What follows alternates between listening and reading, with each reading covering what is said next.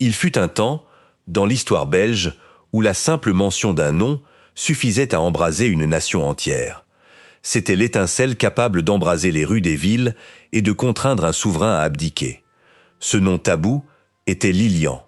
L'histoire qui avait commencé discrètement sur un terrain de golf caressé par la brise de la mer du Nord allait culminer de la manière la plus dramatique qui soit, avec 4 morts violentes, une abdication historique qui a ébranlé les fondements de l'État et une monarchie au bord de l'effondrement institutionnel.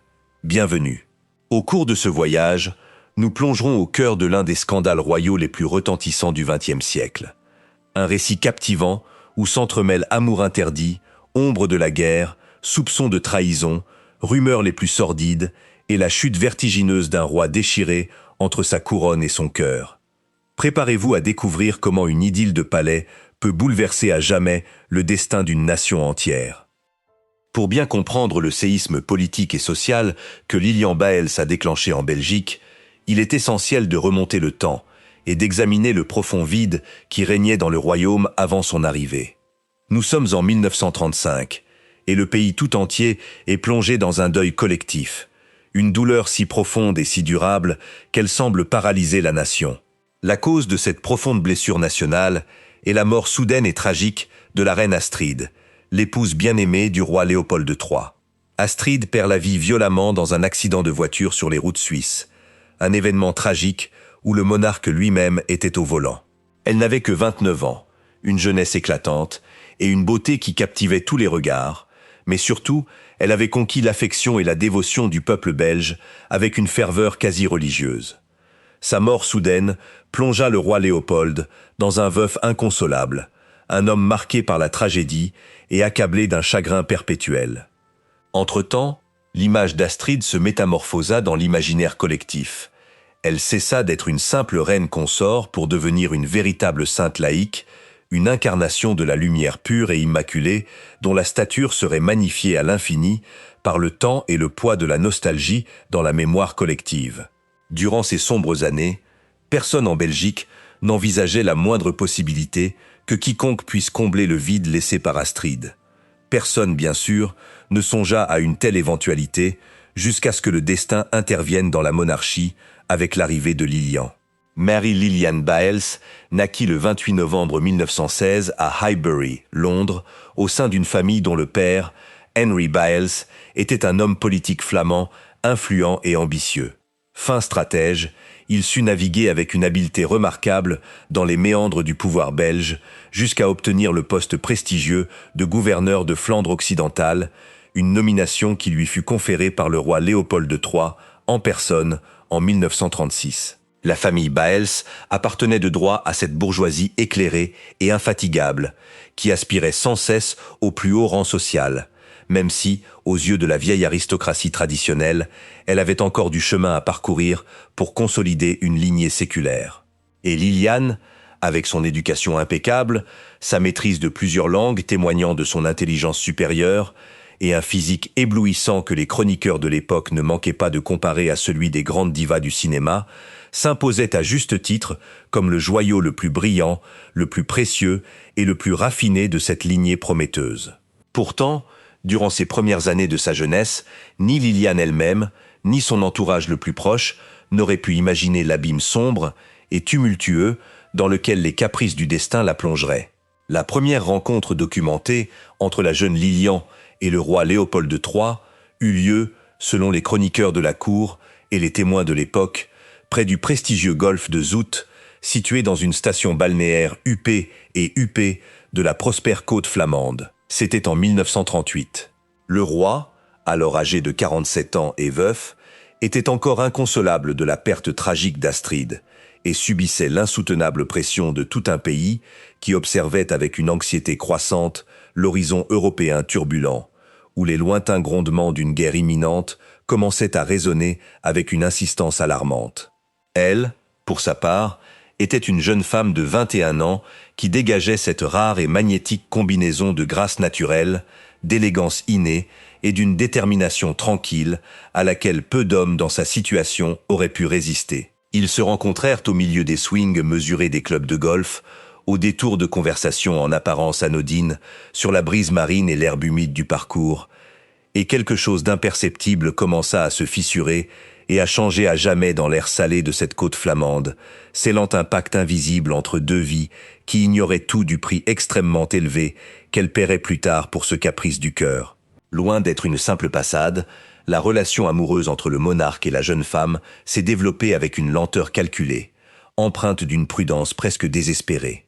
Tous deux savaient instinctivement que le monde entier les observait et que le moindre faux pas, la moindre indiscrétion prématurée, suffirait à anéantir leur secret, avant même qu'ils n'aient eu le temps de s'enraciner. Au fil des mois, les visites de Lilian et de sa famille à l'imposant palais de Laeken, résidence officielle de la famille royale belge aux portes de la capitale, devinrent de plus en plus fréquentes, longues et par conséquent bien plus intimes. Dans ce réseau complexe de rencontres clandestines, une figure inattendue joua un rôle absolument crucial. La reine-mère Isabelle, belle-mère de Léopold, femme dotée d'une personnalité exceptionnelle, d'une volonté de fer et d'une vision politique visionnaire. C'est elle qui, avec une discrétion absolue frôlant la complicité amoureuse, entreprit d'aplanir les difficultés de cette relation. Isabelle reconnut chez Lilian des vertus particulières, des qualités dont le roi avait désespérément besoin pour sortir de son isolement affectif prolongé, lui offrant un souffle d'air frais que la cour elle-même ne pouvait lui apporter. Avec la détermination tranquille et royale qui caractérisait les grandes matriarches des monarchies européennes du siècle dernier, la reine-mère prit les choses en main et décida de tout mettre en œuvre pour que cet amour interdit puisse s'épanouir malgré les obstacles. Cependant, le monde extérieur, ébranlé par des tensions géopolitiques insoutenables, refusa de leur accorder le moindre répit. Le 1er septembre 1939, jour funeste, la puissante machine de guerre du régime nazi franchit les frontières et envahit la Pologne avec une violence inouïe. 2 jours plus tard seulement, la France et le Royaume-Uni, mettant leurs avertissements à exécution, déclarèrent officiellement la guerre au Troisième Reich, plongeant l'Europe dans un nouveau conflit mondial aux proportions apocalyptiques. La Belgique, petit pays enclavé et pris en étau entre des géants belliqueux, proclama aussitôt sa neutralité absolue et espéra que le cours implacable de l'histoire l'ignorerait. Mais l'histoire, tragiquement, ignore rarement les petites nations lorsqu'elles font obstacle aux vastes conquêtes des puissances expansionnistes. Le 10 mai 1940, les divisions blindées allemandes franchirent les frontières belges sans prévenir, anéantissant toute apparence de sécurité. Le royaume, qui avait aveuglément fait confiance à sa neutralité diplomatique, découvrit avec amertume que ces traités étaient totalement impuissants face à la brutalité de la machine de guerre hitlérienne. En ce moment critique, le roi Léopold III prit la décision la plus capitale, la plus controversée et la plus débattue de tout son règne, un acte qui allait à jamais marquer l'histoire. Il prit le commandement direct et personnel des forces armées belges pour mener la défense de la patrie. Cependant, après 18 jours de résistance désespérée, disproportionnée et sanglante contre un ennemi infiniment supérieur, le monarque signa la capitulation sans condition des troupes aux envahisseurs allemands. Entre-temps, le gouvernement civil légitime du pays, dirigé par le Premier ministre Hubert Pierlot, refusa catégoriquement de reconnaître la validité de la capitulation militaire et choisit l'exil, s'installant d'abord en France, puis à Londres. Depuis la capitale britannique, ce gouvernement en exil poursuivit la lutte contre les puissances de l'Axe aux côtés des alliés occidentaux. À l'opposé de cette position, le roi Léopold prit la décision personnelle de rester fermement ancré sur le sol belge, au cœur de son territoire national. Son argumentation officielle et publique reposait sur la conviction absolue qu'un souverain n'avait jamais le droit moral d'abandonner ses citoyens dans les moments les plus sombres et les plus menaçants de leur histoire. Son devoir impérieux, affirmait-il, était d'être présent sur le terrain, faisant symboliquement office de bouclier humain entre ses sujets bien-aimés et le joug implacable de l'occupant étranger. Ses détracteurs politiques, dont le nombre allait croître de façon exponentielle avec le temps, interprétèrent sa présence continue de manière diamétralement opposée, la qualifiant d'acte de lâcheté ou de dangereuse complicité. C'est précisément au cœur de ce scénario suffocant, marqué à jamais par la défaite militaire, l'humiliation collective de l'occupation et l'effondrement des institutions, que la romance secrète entre le roi emprisonné et la jeune Lilian franchit le pas décisif, se transformant en un engagement irréversible qui allait ouvertement remettre en cause les fondements de la monarchie et allumer la mèche d'une bombe à retardement aux conséquences imprévisibles pour l'avenir du pays tout entier. En mai 1940, au milieu du chaos de l'invasion éclair, Lilian et son père, le gouverneur Henri Beels, franchirent le seuil du palais de Laeken pour solliciter une audience officielle auprès du monarque. Le prétexte officiel de la visite était purement administratif et urgent. Plaider la clémence royale pour Henri Beels lui-même, accusé d'avoir abandonné prématurément son poste de commandement lors de l'avancée allemande. Cependant, ce qui avait commencé comme une simple demande de clémence institutionnelle allait devenir un tournant décisif pour le destin du pays. Le roi Léopold, assigné à résidence sous la surveillance étroite et intimidante du régime nazi, trouva dans ses rencontres avec Lilian le seul véritable refuge émotionnel que le monde en guerre lui permettait de conserver. De son côté, Lilian, pleinement consciente, ou peut-être emportée par un courant qui la dépassait, fut frappée par le magnétisme irrésistible de ce roi emprisonné, un homme consumé par la solennité et visiblement brisé par les circonstances. Durant les années d'occupation allemande, le palais de Laeken était devenu, dans les faits, une cage dorée somptueuse, mais inflexible. Léopold jouissait d'une apparente liberté de mouvement dans l'enceinte stricte des jardins royaux. Il pouvait recevoir un nombre limité de visiteurs, lire des ouvrages dans son cabinet de travail, rédiger des notes ou méditer sur l'effondrement de l'Europe. Mais il était totalement impuissant. Il ne pouvait ni gouverner, ni promulguer de décrets. Et bien sûr, il lui était interdit d'exercer la souveraineté au sens propre du terme. Le haut commandement militaire allemand le maintenait délibérément en place comme un pion utile et décoratif sur son échiquier géopolitique, un monarque fantôme dont la présence publique soigneusement orchestrée conférait au régime d'occupation militaire une façade illusoire de continuité institutionnelle et une normalité supposée imposée par la force des armes. C'est précisément au cœur de cette suffocation et de cette tension constante que la liaison clandestine entre Léopold et Lilian atteignit son point de non-retour. En juillet 1941, tandis qu'une grande partie du globe était ravagée par les flammes et que les armées continentales s'affrontaient sur de vastes fronts, le roi Léopold III posa la question décisive à Lilian Beels. Il la demanda en mariage. Face à une proposition aussi capitale, les témoignages de l'époque rapportent que la jeune femme éprouva une profonde hésitation. Il ne s'agissait pas d'un doute dû à un manque d'affection ou à un engagement fragile, mais plutôt d'une préoccupation bien plus pragmatique et lucide, témoignant de sa fine compréhension de la réalité qui les entourait. Lilian comprenait parfaitement le fardeau énorme qu'un tel mariage impliquerait, les sacrifices personnels qu'il exigerait, et surtout la gigantesque tempête politique et sociale qu'il déclencherait sur la couronne s'il était rendu public. C'est une fois de plus la reine-mère Élisabeth qui intervint de manière décisive.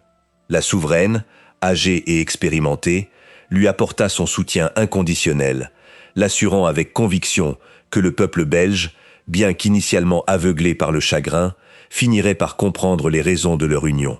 Encouragé par ce solide appui dynastique, Lilian donna son accord définitif, mais le conditionna à une exigence remarquable, témoignant d'une perspicacité politique surprenante pour son âge.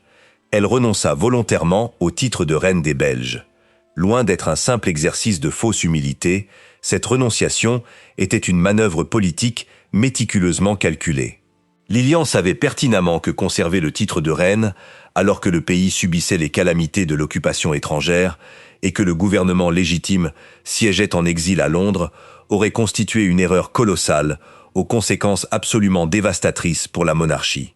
En échange de cette renonciation, le roi Léopold lui accorda le titre officiel de princesse de Réthie, un titre de noblesse dérivé d'une petite ville paisible de la province d'Anvers. Il fut également stipulé, avec une clarté juridique absolue, que les enfants issus de cette union porteraient les titres de prince et princesse de Belgique, mais seraient irrévocablement et expressément exclus de la succession au trône. Ce mariage était une union morganatique, une union d'amour, entre deux personnes de rang dynastique différents, mais parfaitement égales en intelligence et en volonté. La cérémonie religieuse se déroula dans une extrême discrétion le 11 septembre 1941, dans la chapelle privée du château de Laeken. Point de fanfare, point de grande festivité, avec le faste et les cérémonies traditionnellement associées aux mariages royaux, aucune annonce publique pour alerter la presse. Ce fut une affaire profondément intime, presque clandestine, à laquelle assista seulement un cercle très restreint de personnes de confiance. Cependant, d'un point de vue strictement juridique, au sein du système juridique belge, l'événement présentait une grave irrégularité. La législation du pays stipulait qu'avant toute cérémonie religieuse, les époux devaient officialiser leur union par une cérémonie civile. Tous deux avaient fermement l'intention de reporter cette partie bureaucratique à la fin de la guerre mondiale, comptant sur le temps pour leur accorder plus de latitude. Cependant, la nature, avec son indifférence habituelle et implacable aux calculs humains et politiques, bouleversa complètement leurs plans. Lilian tomba enceinte. La grossesse de la princesse de Réti, devenue évidente, brisa instantanément le secret le mieux gardé du palais de Laeken, transformant une affaire privée en un fait incontestable qui se répandit comme une traînée de poudre. Le 6 décembre 1941, à peine 3 mois après leur union dans la chapelle privée, le couple fut contraint de célébrer précipitamment son mariage civil, officialisant ainsi leur union aux yeux du monde entier. La nouvelle du mariage se répandit à travers la Belgique avec la violence d'une pierre jetée dans l'eau, provoquant une vague d'indignation qu'aucun membre de la cour ne put contenir dans les mois qui suivirent. La réaction du public belge à la confirmation officielle des fiançailles fut une hostilité implacable, un tollé général que ni l'un ni l'autre n'avaient pleinement anticipé, même dans leur pire scénario. La population, profondément ébranlée par la récente défaite militaire face à la Wehrmacht, humiliée par la brutalité de l'occupation étrangère et divisée par des doutes quant à la position du monarque vis-à-vis du régime nazi, perçut le remariage de Léopold comme un affront personnel insupportable. Il ne s'agissait pas d'une attaque dirigée contre l'État ou la Constitution en vigueur, mais bien d'une douloureuse trahison de la mémoire vénérée de la reine Astrid. Dans toute la capitale et dans d'innombrables villes du pays, les vitrines qui affichaient encore les portraits encadrés d'Astrid refusaient obstinément de les retirer, transformant ces présentoirs en hôtels silencieux de résistance. Les Belges, en particulier, réagirent avec une indignation viscérale qui raviva de force un deuil profond. Pour une immense majorité de la population, le roi n'avait pas simplement pris une seconde épouse. Par cet acte, il semblait avoir délibérément effacé l'héritage immaculé d'Astrid, chose que l'opinion publique considérait comme absolument impardonnable. Entre-temps, la réputation de Lilian se forgea rapidement une image désastreuse qui la poursuivrait pendant des décennies. La presse clandestine et les ragots la dépeignaient comme calculatrice, ambitieuse et froide. Ses détracteurs prétendaient avec malice qu'elle avait séduit le monarque au moment précis où il était le plus vulnérable, usant cyniquement de l'influence de son père pour gravir les échelons de la cour. Les comparaisons incessantes avec la douce et malheureuse Astrid étaient toujours défavorables et cruelles envers Lilian, qui n'eut jamais l'occasion de prouver qu'elle possédait simplement une personnalité différente. Sa beauté éblouissante, loin de lui être utile, fut interprétée comme une preuve supplémentaire de sa culpabilité, supposée aux yeux d'un peuple enclin au ressentiment. En juillet 1942, dans cette atmosphère de tension suffocante, Lilian donna naissance à son premier enfant avec le roi, le prince Alexandre. Des années plus tard, la famille s'agrandit avec la naissance de 2 autres filles, les princesses Maria Cristina et Maria Esmeralda. Ainsi, sous le même toit, et gardés par des soldats allemands, vivaient les 3 enfants de Léopold, issus de son premier mariage, avec la défunte Astrid, le prince Baudouin, le prince Albert et la princesse Joséphine Charlotte, ainsi que les nouveau-nés de son union avec la princesse de Réti. Tandis que la famille royale s'agrandissait dans l'enceinte du palais, le reste de la Belgique continuait de souffrir et de subir les horreurs de l'occupation nazie. Cependant, le cours inexorable de l'histoire mondiale était sur le point de prendre un tournant décisif. L'été 1944 marqua le début de la fin du cauchemar nazi en Europe occidentale, même si la libération ne se déroula pas comme le monarque belge l'avait imaginé ni espéré. Tandis que les colonnes blindées des forces alliées progressaient inexorablement, libérant villes et villages tout au long de l'automne, le haut commandement allemand prit une décision radicale. Avant d'abandonner le palais de Laeken, les troupes d'occupation déportèrent de force toute la famille royale. Léopold, Lilian et leurs enfants furent d'abord déportés à l'intérieur du territoire allemand, puis transférés en Autriche, plus précisément au château de Strobl, où ils furent détenus comme prisonniers d'honneur jusqu'à leur libération par l'avancée finale des troupes alliées en mai 1945. Enfin libéré de captivité, mais avec sa réputation institutionnelle gravement entachée, le roi Léopold se trouva face à une Belgique loin de l'accueillir à bras ouverts. Le gouvernement provisoire, revenu triomphalement de son exil à Londres, jouissait d'une immense légitimité démocratique et de l'autorité morale incontestable d'avoir résisté sans relâche à l'envahisseur étranger. À l'inverse, les accusations portées contre le monarque étaient extrêmement graves. On lui reprochait d'avoir orchestré une capitulation militaire prématurée en mai 1940, d'avoir rencontré personnellement Adolf Hitler en novembre de la même année et d'avoir entretenu une attitude de collaboration passive avec les autorités d'occupation. Au-dessus de toutes ces figures politiques, planait l'omniprésente figure de Lilian. Pour l'opinion publique et les milieux politiques qui attisaient le mécontentement, elle n'était nullement une victime innocente de la guerre, mais bien le symbole vivant de tous les torts commis par la couronne. On lui reprochait d'avoir pris la place d'Astrid sous l'œil vigilant des nazis, d'avoir eu des enfants pendant que le peuple souffrait et d'avoir joui d'un confort palatial inacceptable au vu des sacrifices des soldats. Bien que nombre de ces accusations fussent injustes, le récit populaire était déjà solidement ancré. Face à cette impasse, la Belgique s'enfonça dans un profond vide constitutionnel, aux proportions historiques. Le retour immédiat du roi ayant été refusé, son propre frère, le prince Charles, assuma la régence en 1944. Entre-temps, Léopold, Lilian et leurs enfants s'installèrent en exil en Suisse, dans la paisible ville de Prégny, près de Genève. Loin de s'apaiser, le débat sur l'avenir du monarque déchira la société belge dans une querelle politique interminable et amère, connue sous le nom de question royale, divisant le pays entre les Flamands conservateurs, partisans du roi, et les Wallons socialistes radicaux, opposés à son retour. Ce train royal, qui franchit la frontière belge par une matinée lumineuse mais tendue, le 22 juillet 1950, ne ramenait pas seulement un monarque et sa famille chez eux. Il transportait aussi l'étincelle qui allait embraser la poudrière qu'était devenu le pays. Ce qui suivit dans les rues et les villes du Sud francophone fut une démonstration impitoyable et brutale de la violence dont peut faire preuve la colère populaire lorsque le ressentiment collectif s'accumule pendant des années sans trouver d'exutoire institutionnel. Dans les villes industrielles de Liège et de Huy, et dans toute la Wallonie, des foules en colère ont envahi les rues. Mais elles n'étaient pas là pour acclamer le retour du roi sur son trône. Elles étaient là pour lui exprimer un rejet viscéral, inflexible et frontal. Du jour au lendemain, la ville s'est transformée en une mer de drapeaux rouges, flottant furieusement aux côtés d'immenses banderoles, exigeant l'abdication immédiate de la couronne. Les syndicats, parfaitement organisés et dotés d'une formidable capacité de mobilisation, ont décrété une grève générale illimitée. Une tension palpable régnait. Un climat si tendu que les vétérans de la politique nationale y ont immédiatement vu le prélude imminent à un désastre irréversible.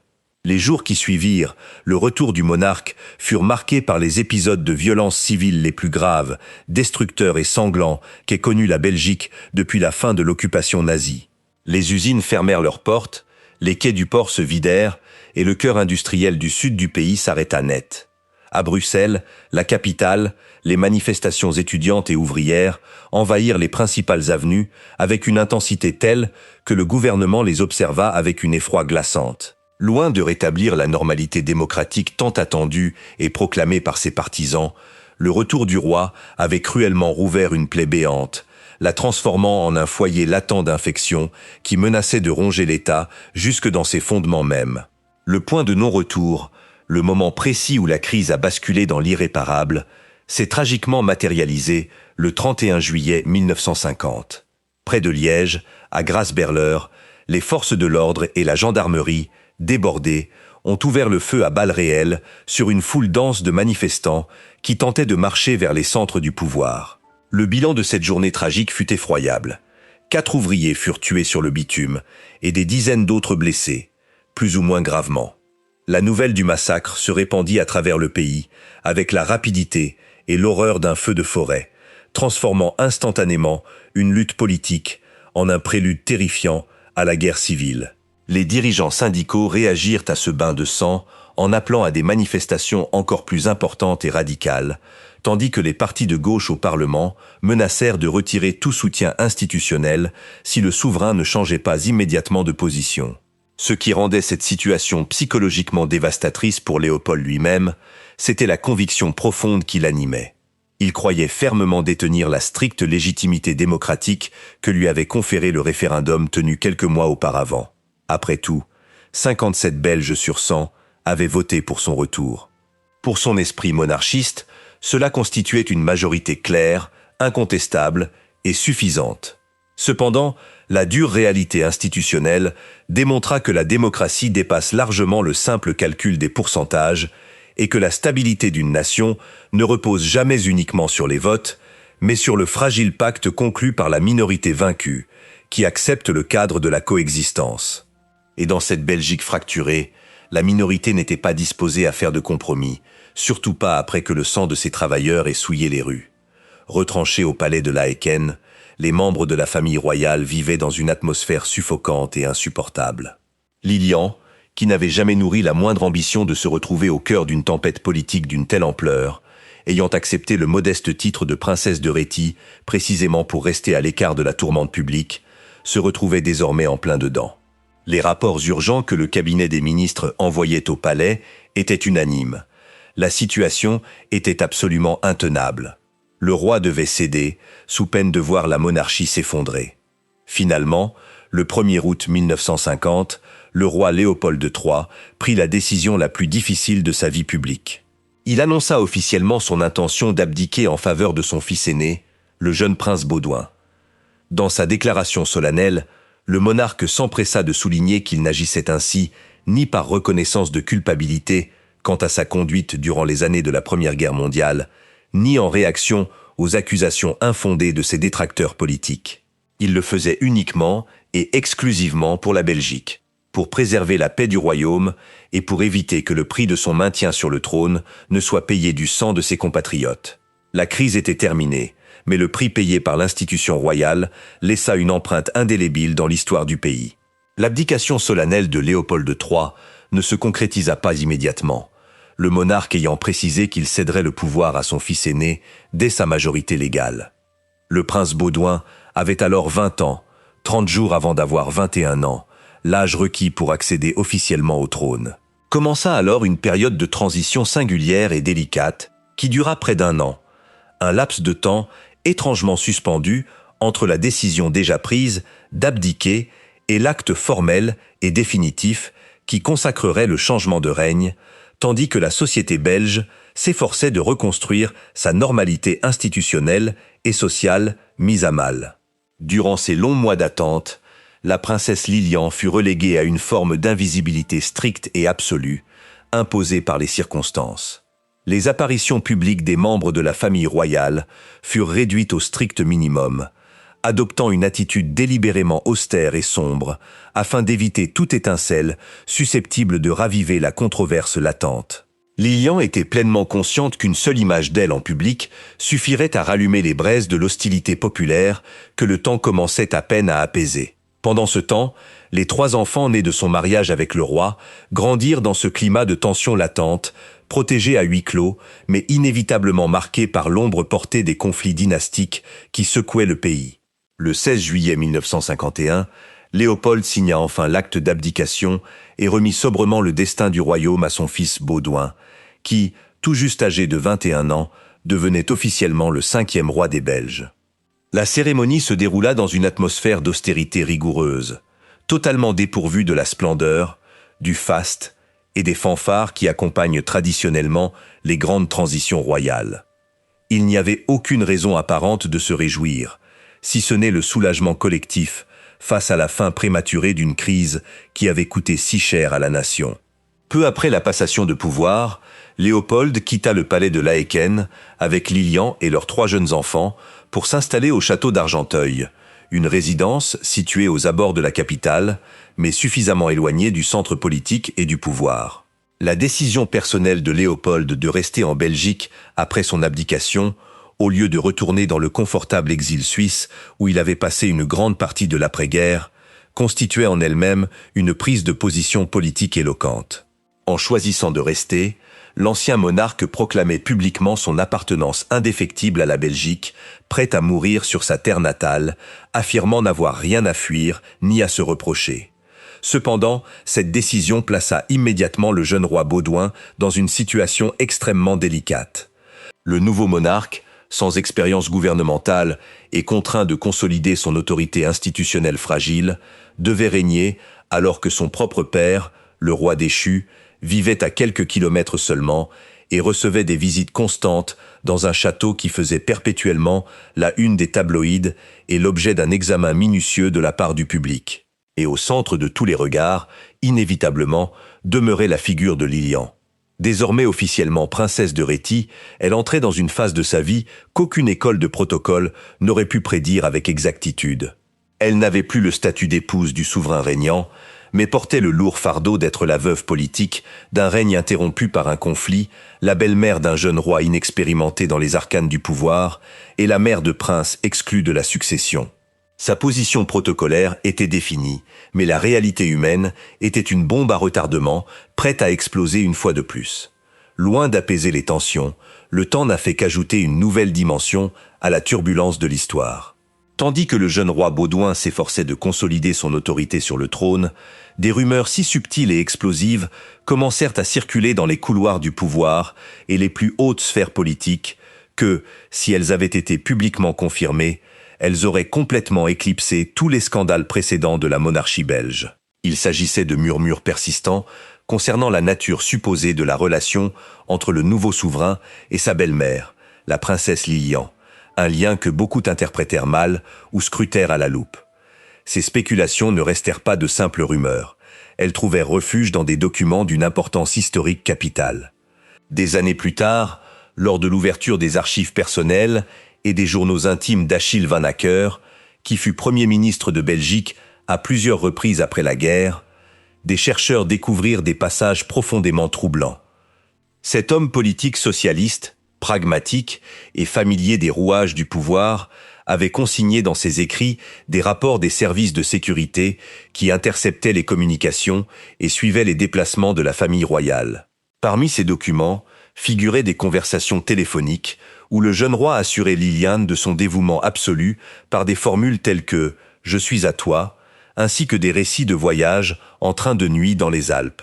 Pour un pays qui commençait à peine à panser les profondes cicatrices de la question royale, la simple existence de ces rapports sema la panique parmi les dirigeants politiques, qui craignaient qu'une fuite ne déclenche une nouvelle catastrophe institutionnelle, mettant en péril la survie même de la couronne.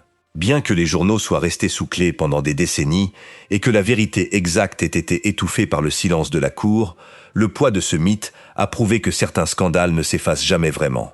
Lilian Baels passa le reste de sa vie entre les murs du château d'Argenteuil, aux prises avec l'ombre perpétuelle d'un passé qui l'avait involontairement transformé en la figure la plus controversée et fascinante de la Belgique du XXe siècle. Après sa mort, l'histoire s'est enfin arrêtée sur sa véritable nature.